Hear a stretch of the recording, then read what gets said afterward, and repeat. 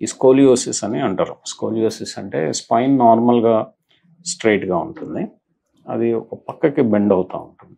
దాన్నే మనం స్కోలియోసిస్ అంటాం. ఈ స్కోలియోసిస్ ప్రాబ్లం ఏంటంటే ఎక్కువగా యంగ్ చిల్డ్రన్లో కనిపిస్తుంది. ఎస్పెషల్లీ అంటే యంగ్ చిల్డ్రన్ అంటే 10 to 14-15 ఇయర్స్ ఏజ్ మధ్యలో ఎక్కువగా కనిపిస్తుంది. అందులోనూ గర్ల్స్లో ఎక్కువగా కనిపిస్తుంది. Almost 10:1 ratio. ఇప్పుడు 10 గర్ల్స్ అనుకుంటే 1 బాయ్ అనమాట. అంటే గర్ల్స్లో చాలా ఎక్కువగా కనిపిస్తుంది ఈ ప్రాబ్లం. ఓకే.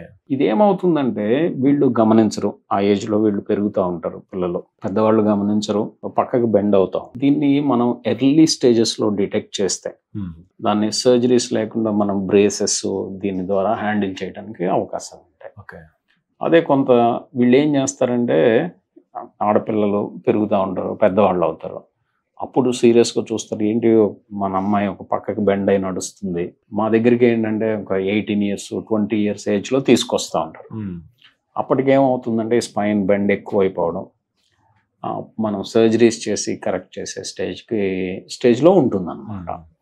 సో దీన్ని ఎర్లీ స్టేజెస్లో డిటెక్ట్ చేస్తే మనం ఫర్దర్గా ప్రోగ్రెస్ కాకుండా అట్లీస్ట్ బ్రేస్ ట్రీట్మెంట్ ద్వారా మనం కంట్రోల్ చేయడానికి ఛాన్స్.